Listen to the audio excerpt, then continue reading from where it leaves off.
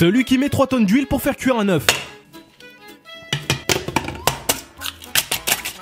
Celui qui n'en met pas assez, du coup ça crame.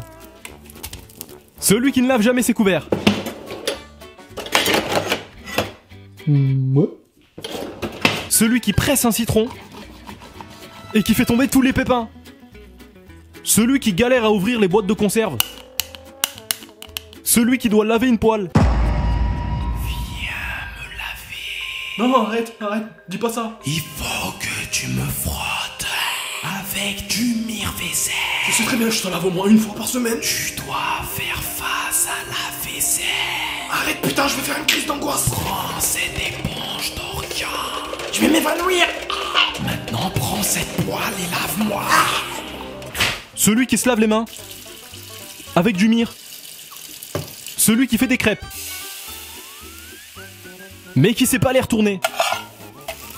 Celui qui tente un truc. Merde. Ah, c'est chaud. Celui qui lèche l'étiquette du yaourt.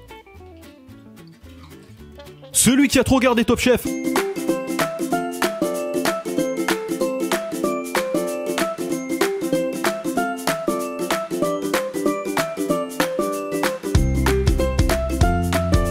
Celui qui a regardé Top Chef mais qui est pauvre.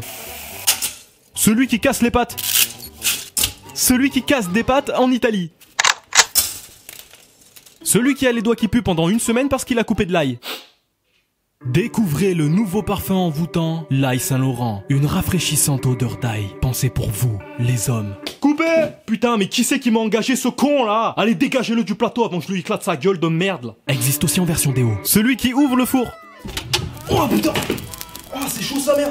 Celui qui galère à attraper la bouffe. Celui qui se crame. Ah! Celui qui met le cacao avant le lait. Celui qui le met après. Et celui qui le mange à la cuillère. Celui qui tombe sur la dernière cuillère propre. Celui qui vise la poubelle, mais qui se rate. Celui qui ouvre une brique de lait, mais qui sait pas se servir. Celui qui pleure parce qu'il coupe un oignon. Oh, sa mère. Celui qui casse le steak en le retournant.